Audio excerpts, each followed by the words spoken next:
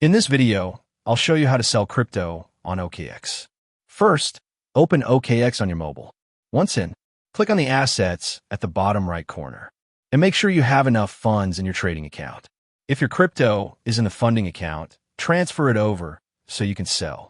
Now, head to the trade section at the bottom, and then click on the drop-down menu at the top left corner. And then make sure that you have selected Spot tab.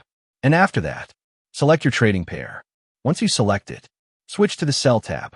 Once you're done, then click on this drop-down menu, and then from the menu that appear, choose Limit Order if you want to set your own selling price, or Market Order to sell instantly at the current market price. Once you're done, enter the amount you want to sell, or use the slider to set a percentage of your balance.